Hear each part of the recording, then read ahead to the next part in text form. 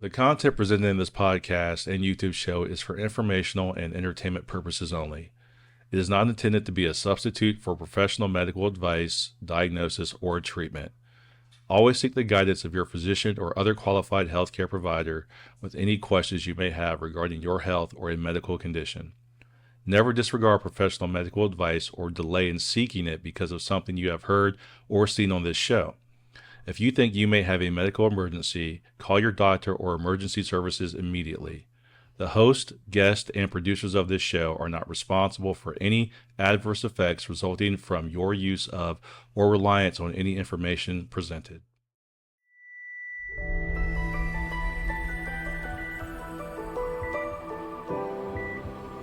Andrea,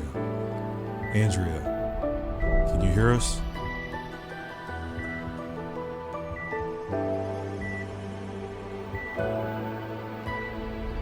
Many years ago, I died for 26 seconds. There are so many people in this world that have experienced life events that have led to their soul purpose. Wake Up Your Soul with Andrea will bring you these significant life events that demonstrate how to use those moments for guidance and life purpose. These are our stories.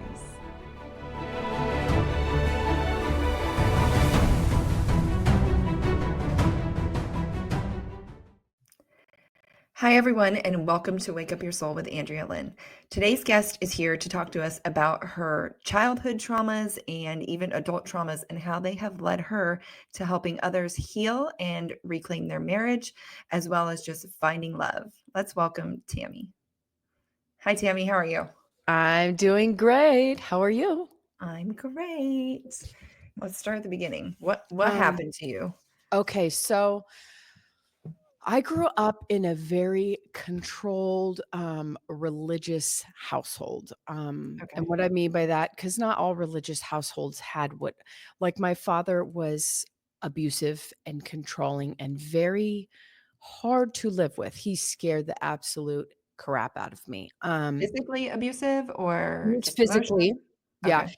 The interesting part about trauma is, how a child perceives trauma. As adults, when we look back at trauma, it's sometimes we'll even say, "Oh, that was correction or discipline." For the child, it doesn't matter. It was a traumatic event, and a traumatic event is any high state of negative emotion. That's all it is.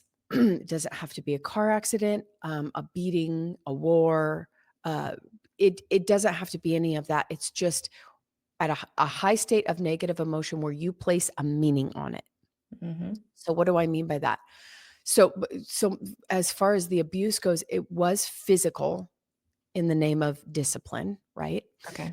And then also he just was a really scary guy. He was the kind of guy you did everything he said, because if you didn't think like him, talk like he wanted you to talk, and be who he wanted you to be, A dictator.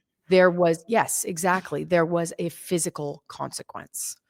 And then I had an older sister who's developmentally delayed. I still have her. We just lived in a very violent home. There was violence on the regular. We were all abusive to each other.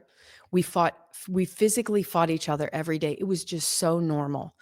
That's So what you normal. knew, right? It's what we knew. And so when I would go out in the world and handle things like we did in my house, I was met with a lot of, you can't put your hands on people. You can't treat people like that. And it was so confusing for me because that was my world. That was how we lived. That's how I grew up. And so I had to learn these different ways of being, right? When I was 11 was when my parents sat us down and told us, your dad has AIDS and he's dying. And so he went from being this really big, muscular guy to completely deflating like a balloon. He just aged so rapidly in 3 months. The blessing was he was only had full-blown AIDS for about 3 months, but the rough side to that was watching him die so fast. It's a gruesome disease to watch someone suffer with. And so then he went from being very scary to deflating. He could barely do anything for himself, asking us to massage his head. He became defenseless and then dying. And this is what really messed me up because I was so confused. I went from missing him to being relieved that he was gone because he scared me so much, to Mhm. being shameful that I felt relief. So all those different sides of me is who I grappled with through my teenage years. I became very angry. Do you think you had a moment too of feeling a little bit, I don't know if the word is confused, but feeling like, you were so young, so did you feel like when you saw him dying and you saw him in a little bit of a different light, you saw him, like you said, he was defenseless and maybe a little more loving, possibly, right? Was he like, Softer, yeah, softer. Okay. So, softer for sure. Like he couldn't do anything, you know?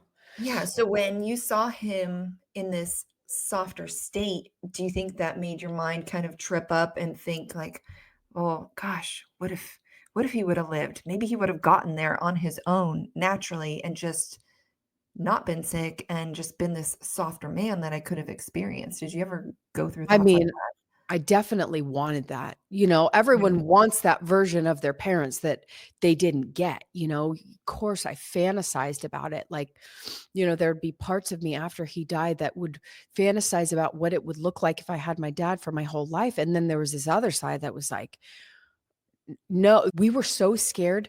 When you grow up in that sort of environment, we went to bed far past ages, like all three of us, me and my siblings. We lived in this constant state of fear that I didn't know was, or my mom, that was caused by trauma being in a fear-based environment. And that was what I grew up in. So Did your mom know about all the abuse? my mom grew up with abuse. So for her, Okay. that was normal. Okay. Both my parents grew up with abusive parents. Do you look back and kind of not blame them, thinking Oh, this is yeah. what No, they no, thought was I right? there's no blame. When you go on your journey and you realize that we all have these patterns, our personality is developed in those first 5 to 8 years of our life. So, essentially, the first system that we get downloaded with is the 3rd trimester. When we're in utero, that's the first system, the chip into the computer that's like, "Here's who you're gonna be." And then the first 8 years, we are taking in our environment, so we're being programmed by that. Mhm. So it really is just if you do no inner work, you're passing on the same patterns, which is Mhm. essentially what I did. I became a mom. I became controlling. I became my dad. And that's when I was like, "Oh, hell no." Right? Right. That's when I woke up and I said, "I'm not passing this on. I have to heal this lineage. I have Right. to, because I don't wanna do to my kids what was done to me." Yeah, people talk about generational trauma or even just generational health type things, right? Well, my mom had it and my grandma had it, and it just keeps going and going. And I've had some of that in my own family lineage where it was like, oh, well, my mom would tell me, oh, well, my mom had this or what. And I'm like, well, it stops with me because I'm not going to continue this. And it is really important to go back and heal the traumas. But I also think it's super important, like you're saying, for parents to understand that children's perception of the world and what's happening to them is not the same as theirs. When they're hitting them or when they're yelling at them or saying things in a certain way, they have to understand how a 3-year-old brain would perceive that, or a 5-year-old or a 10-year, right? It's the Yeah. perception is very different just because of the development of the human brain. I mean, men don't develop till 26 fully in the brain, and women, I Mhm. think it's 24. So it's really important to understand developmentally how our brains work, but also just healing that generational trauma. Mhm. Well, and then the perception is clouded by the the prescription. I always say our prescription, if you think about our prescription, the lens in which we view life, it's all Mhm, of our beliefs. Our beliefs color all of it. And so we have something called life commands, which are the dominant limiting beliefs that get carried down from generation to generation. That's what we call generational curses. mhm. And now that I do what I do, I know which I adopted from which side. My brother and I, we talk about our commands, which we adopted, because on our DNA, We have seven generations back of beliefs on both mother and father side. So the beliefs that we inherit just get passed down. So things like I'm not lovable, things like life is painful. Like it doesn't matter what they are, but they get passed down from generation to generation. So if you see your dominant ones, oftentimes those come down from one of your parents. Mhm. So it's Absolutely. the lens in which you perceive everything and the magnetism in which you're drawing things to yourself. Yeah, I mean, that just brings me to the point of I always talk to people about the best thing you can do for yourself is self-reflection and really diving in and figuring out who you are and why you're working the way you're working. Yeah. Because people often want to just be like, well, I don't know why this is happening to me. It just keeps happening to me. And you got to look at the part you're playing in all of it. Yeah. Because nothing is ever happening to you. It's happening No. for you. Yeah. Yeah. Okay, so go back. Sorry, I totally interrupted you, but go back to you were kind of talking about your mom, I think a little bit, and her part in all of this. So my mom grew up in a family of 10. She was the second of 10. And when you have a large family like that, she was like the second mom to the younger ones. But she was the good girl in her family. So she didn't get the beatings, but she watched all of her siblings, Okay. specifically the boys at the end. They got the majority of the abuse, but it was just very normal. That's discipline. That's why I tell people um, any sort of discipline where you're putting your hand, it's a physical discipline. I mean, you got to be careful with anything that you call discipline Mhm. because oftentimes it's abusive. Yeah. She watched her dad beat the crap out of her brothers, and that's just the way it goes. It was normal for her. And so with my dad, she saw it as perfectly acceptable. And even though your mom wasn't hit, I'm sure she learned to behave out of fear. There was a time that he had her up by her neck. Like there's the thing with abuse is it can be really sneaky too. Sometimes it doesn't have to be physical. Sometimes it's just like this, you know, you will do it type of Yeah. feeling that they give you and you don't even realize because it slips in there early in the relationship. Like I see that with my clients where, they are attracted to a controller because they're a high supporter and need they have this inner need to be controlled because they had a controlling parent. So Mhm. there they are finding themselves in the same scenario, only this time they're the ones being controlled. And then they hand over their power little by little over the years until it gets to a very, very unhealthy place. But it didn't start out healthy, Mhm. right? And so we have to recognize these patterns, like you're saying, we have to recognize these patterns and say, when we look at the pattern in the dynamic of the childhood, we go, well, who did you turn into, mom or dad? Yeah. And then who did you attract? Did you attract mom or dad? So we have to look at these patterns and they're not going to be exact. I have some clients that go, oh, well, my husband doesn't do this and my dad did this. And it's like, it's not an exact thing. We're looking for the pattern. Is he a controller? And when we are looking at these patterns, it's so key to touch on something you said. It's so key not to judge because your parents did the best that they could with the information they were given.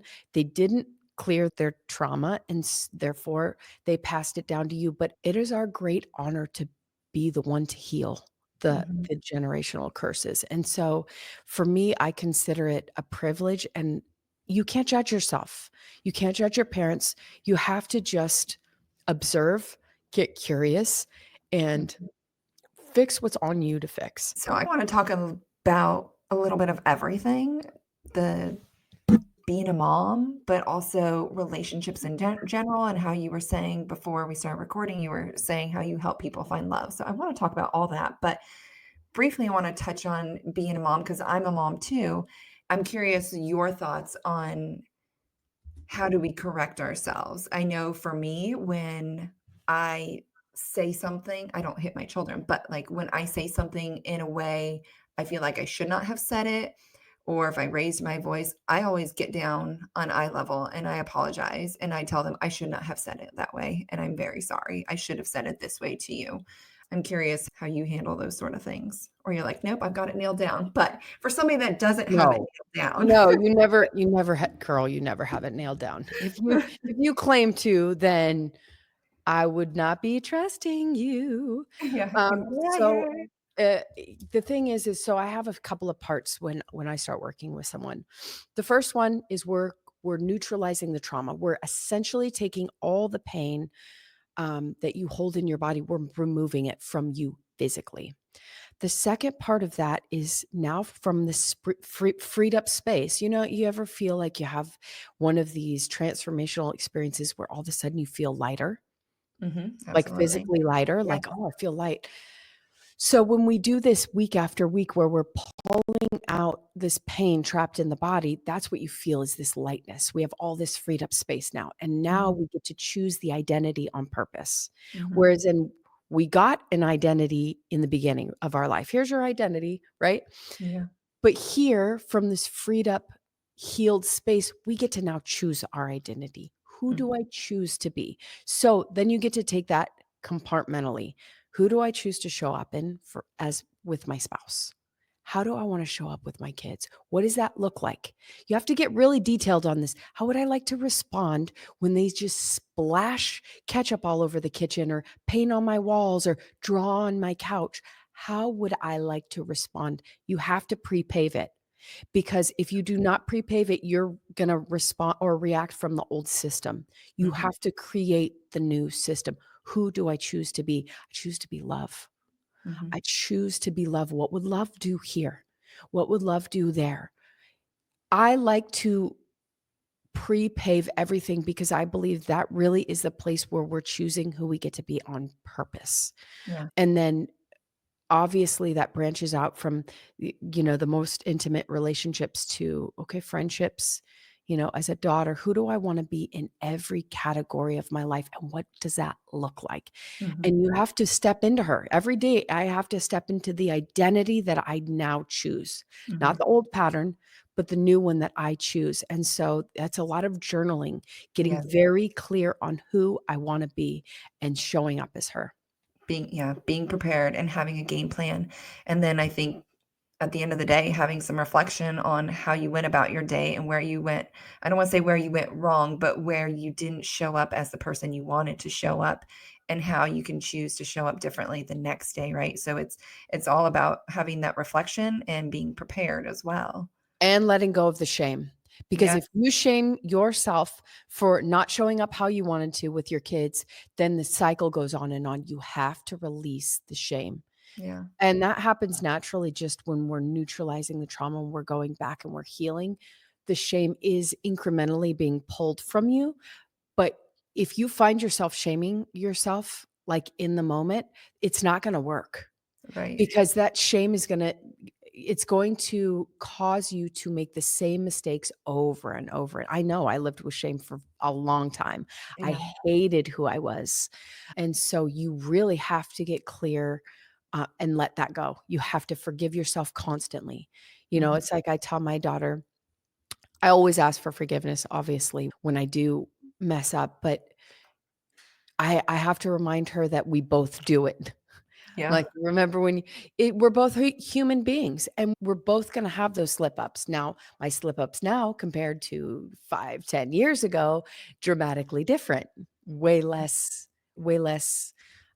It just doesn't happen like it used to. So you get to cheer yourself on, be your own cheerleader, love yourself through this process, see yourself. What I do with my clients is I want you, when you get triggered, when you mess up or see yourself as messing up, because I don't believe in that really. I want you to see that little 5-year-old girl within you. I want you to look into your eyes. I want you to have compassion for her because she needs you. And oftentimes I have them scoop her up, hold her.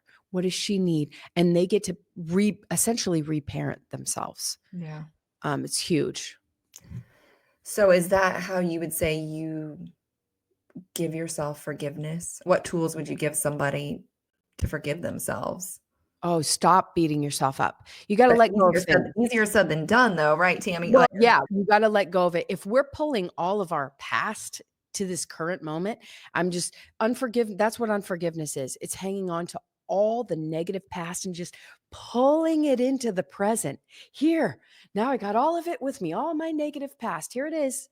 Mhm. When we're operating from that, you have to understand that unforgiveness is so toxic to your body. Mhm. It feels heavy, it's toxic, it adds all sorts of negative components to your life. If you know that, why are you still pulling it up to the present moment? So it is incremental. We incrementally snip the cords that are attached to all the baggage. I'm not saying it happens like this because I Yeah. think forgiveness is a trained thing.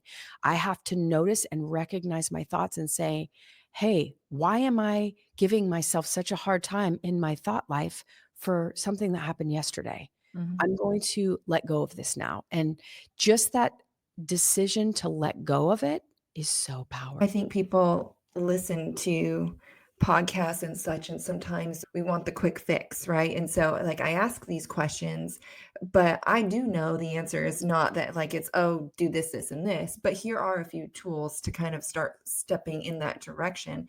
But as you're saying, like, I know that too, where this is a process. It is not something you can just snap your fingers and all of a sudden you've learned how to forgive yourself immediately.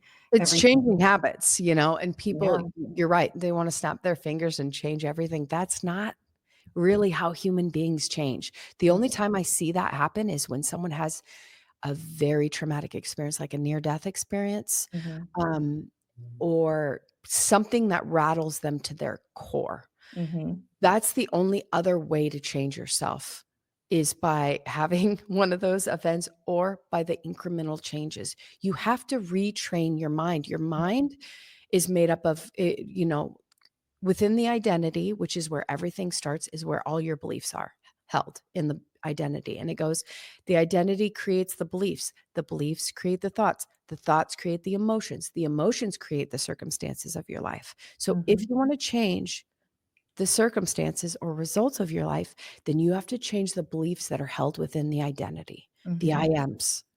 Mhm.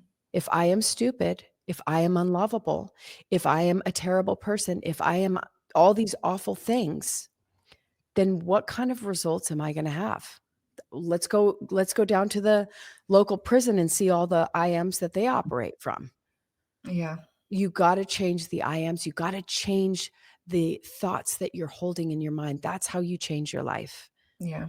It's a process, and I I've gone through it myself, and I've seen it with others too, where you can have a dramatic change or a dramatic, release of emotions. Because I work with people on that healing childhood traumas and things, but you can have a dramatic release in a session, but it's just one small part of you and part of your life, and you have to take that work and continue it. And that's where I think sometimes people want to just do a session and be fixed and move on. And it's like, well, this is kind of I don't want to say forever, but kind of a forever thing, right? Having self-reflection, I think, is a forever thing, like a daily thing that you should reflect on things and check in with yourself that you're showing up just as you would like every single day. It's the reason why I will not work with someone less than 12 weeks, Mhm. ever. I mean, I do on my podcast, but yes, this is not like a one session. One session is one step, hopefully to make you aware of all you Yeah. have to work on. But one session is not, we got to ground that in. Mhm. And my ideal is like 6 months because I do think that we need some reprieve. Like when I've worked with coaches in the past, we need some time in between to figure things out, to ground it in, to switch some stuff up. But Mhm. this is a lifelong journey. Mhm. You are not going to heal overnight. And No. having someone like a coach to hold your hand through it, to literally guide you, to hold you to the standard that you really, really want, I think that is everything. If everyone did that, invested in themselves in that way, we would have such a different world, wouldn't we? We'd have this Gosh. beautiful, loving world where people took responsibility for their life, where people owned who they were, where people like understood that they are not just a meat suit walking around, that they start at this point and end at this point, but that they have this Mhm. absolute beautiful opportunity to heal the world through one person. Yeah. The wild thing though is, Tammy, not everybody even wants to. They don't want to be different. And from the outside looking in, we're like, your life is a mess, but they don't see it at all. And but like they're not happy. You know, you can see that they're not happy. They wouldn't treat people the way they did if they were happy, but for some reason, they haven't taken the time to stop and reflect. And I think a lot of people need to take the time to imagine that you are at the end of your life. And has it been everything you've wanted it to be? Like really, really like hit yourself hard with that question. Well, for one, they're not going to be listening to a podcast like that, like this. Yeah. For two, no, not everyone came here to heal the lineage. I don't believe we all did. No. I believe what's happening now is there's a splitting of the earth. There is some that are ascending and some that are descending. And the ones that are descending are necessary for the ones that have chose to ascend, but we're all essentially on this eternal journey. Mhm. So if they don't choose to heal in this lifetime, that's not what they came to do. And it's no Yeah. big deal. Yeah. They have the rest of eternity Yeah. to evolve and grow, but we're all going in the same direction, just not at the same speed. I just like to have like when I was early in my journey, I was trying to push everyone to do this. Hey, Yeah. I'm a natural controller, so I want everyone to heal. You get to heal, you get to heal, you get to heal. And I realized that that was just that's my own stuff. Mhm. That has nothing to do with them. My family, not all of them are choosing to heal, or they've chosen to heal up to a certain place and aren't really going the full distance or whatever. We're just all on these different journeys. And Yeah. I get to accept exactly where they're at, exactly where my family's at, and be like, great. Like that's where you are. Cool. I'm Mhm. going this way. It's kind of like when I started my healing journey, I looked at my husband and I said, I don't know if we're going to stay together, if this thing is going to work. All I know is that I'm going to get myself happy. I'm going to heal myself. I'm going to do what's right for me. And you do you. And I didn't have any attachment to whether or not we stayed together. I really didn't. I had an Mhm. attachment to me getting right inside. Okay. And of course, he ended up joining me because Yeah. he wanted some of that sweet stuff too. And but I have some clients who the husband doesn't wanna join. He wants to stay where Yeah. he was at. He wants to, and she's just like, "I'm not on that path with you." And so they lovingly get to part ways, and that gets to be okay too. But there will be some that don't want the Yeah. love juice that you're drinking, and that gets to be okay. I think about a lot of my past relationships and like, oh, thank God those didn't work out, or like, thank God we never got married because it never would have lasted. And it's crazy to me sometimes when I think about it, but like my husband and I, when we got together, I was not the person I am today, but we have very much grown together completely. Like everything that I am into, like he doesn't just support it, like he believes in it too as well. And he's amazed by all the things that, I practice and do and teach. And I feel very, very blessed. But it's like you're saying that not everyone will grow together. That's probably a little bit scary too for some people that are married, right? And maybe wanting to change, but they might have a little bit of a fear that they're going to grow and change too much and their significant other is not going to like the person they see or want to be with that person. I know Well, where you're going to go with this, but but that's go there. just interesting because it's just one of the beliefs that we set up that once we enter into this commitment, we can't get out. And we Yeah. make it so difficult, like people that go through these awful divorces. I think marriage as it stands now is going to have to change because if it's not serving the couple, then why would they stay in it? Right. I believe that Right. marriage serves to grow us. Like, I don't think that the romance or the picture that's painted of monogamy is exactly what it's supposed to be. I think it is to grow us. It is to, Mhm. like, my husband has all of my opposite giftings. He's analytical. He's really, really good at all the things I suck at. Yeah. And the wonderful part is like, because we do my business together, he does all my editing, he does all my videos, he totally runs my podcast, does all my ads, my funnels, everything. I Oh, do my zone of genius, which is this, but we get yeah. to do it together, showing up in our brilliant giftings. And it's Mhm. like, that's what a good partnership is. It's like, yes, we're creating this thing and you've got all these gifts. I got all these gifts and let's do this cool thing. But if you have two people that are not, as the Bible talks about, the unequally yoked, they're going two different places. He Mhm. wants to go this way, you want to go that way. You are going to live a miserable existence, Yeah. right? Because you're not wanting to go to the same place. So Yeah. it's like, instead of judging that and being like, it it gets to be okay that it ends. It wasn't serving you anymore. Mhm. So, I think the judgment, and the beliefs around what a union should be, what it should look like, I think those need to be redefined. No, I completely agree because you are here for this one period of time, and why waste it? Like, why waste it not living the life to the fullest that you Yeah. want to live it to Being in that kind of relationship can be absolutely miserable. and To be in draining? that misaligned can just be, and that doesn't serve anyone. I mean, what is that actually serving? So, People do it it for the kids a lot of times. People say they're yeah. doing it for the kids, but you're teaching them how to be in an unhealthy relationship, and they're gonna go do the same when they're older, and is that what you want? Yep, that's exactly what happens. Yeah. Okay, so tell us quickly about how you help people find love. Well, it's essentially the same exact with my clients, whether they're in a failing marriage, a marriage that's kind of crumbling, or whether they have this cycle of toxic relationships where they've never found love. So I'll give you how it happens on my podcast. I have a podcast called Behind the Veil Anonymous Transformations, and they come on anonymously. How fun. And I say, okay, tell me, let's talk about your patterns in love relationships. And so they give me, the full download. And then I say, okay, let's follow the path all the way back to the seed. I always want to find the seed, which is the Mhm. belief stuck in the subconscious mind. So we go all the way back. And usually they're very surprised at what comes up because it's the event that created the belief.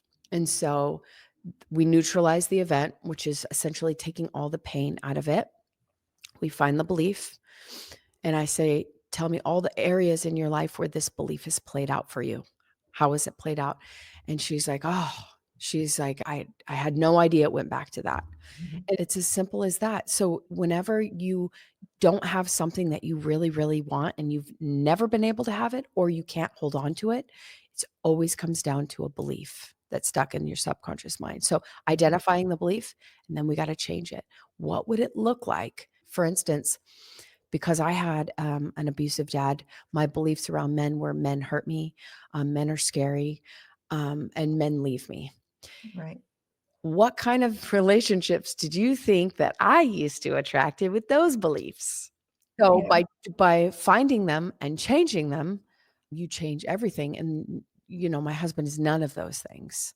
Yeah. Yeah, you set yourself up with those expectations, right? Men are this, men are that. It's like so then when you get that man, you're like, "Well, this is what a man is. Okay." Like, you don't really think Exactly. anything is wrong with it. You don't enjoy it, but you also don't think anything is wrong with it. Yeah, it's just normal. It's normal. It's your reality. We Yeah. all have our reality. No one's truths are exactly the same. No two people.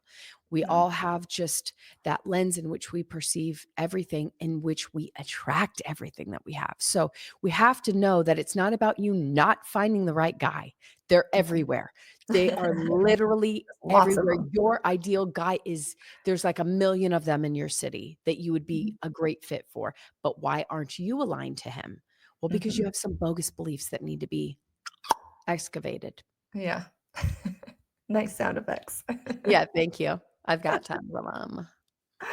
Uh, well, like you're saying, the subconscious thoughts, that's really where it's at, is changing those. Yeah, the subconscious beliefs. Yeah. Hell yeah. I mean, if you think that life is scary, if you think that life isn't safe, that you're not safe, you're going to experience that in millions of different ways all throughout your day. That's why people are sitting. We have this thing called anxiety that you're everywhere because everyone's saying, my anxiety, my anxiety.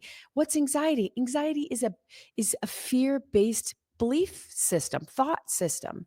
And Mhm. so you're sitting there just allowing that your thoughts to think you versus you taking command of them, taking responsibility of them and saying, no, I'm going to think my thoughts on purpose. Yeah. I'm going to choose to believe that I'm lovable because I just am, because I was born in love, because that is what my soul is. And I'm going to let go of these ideas that I've attached myself to that no longer serve me. Because you Yeah. get to be whatever it is you want to be, but you just got to line up with it. As far as beliefs go, you got to line your beliefs up with it. Yeah, exactly. I agree. Thank you so much for sharing all this. Can you share with the guests where they can find you? Yes, so I can provide you with my link tree, and that has all of my platforms on there. And you could, if you were interested, you could book a discovery call with me. Or if you're interested in possibly being a guest on my podcast, you could apply there from my link tree. It's got all the stuff. Okay. Are you on Instagram or anything for Yes. people to follow? Okay. What's your Yep. Instagram? Tammy N Cox 7. Cool. It's on my link tree though. And if you did want to reach out to ask me a question, that would be the platform I'm most on. Is Instagram? Yes, which is Yes. interesting that I don't know the handle. I don't know where to find me, but find me. That's where my husband comes in because he's like, uh, I wrote it on your I put it everywhere for you. How come you're I'm not? gonna post it. He's just got my back like that. Just trust it. You're hilarious. Well, thank you so much for being here because that I think was very helpful for a lot of people. And I hope a lot of people connect with you and heal their stuff. Oh, thank you, hon. It was really enjoyable having this conversation with you. Yeah. Thank you.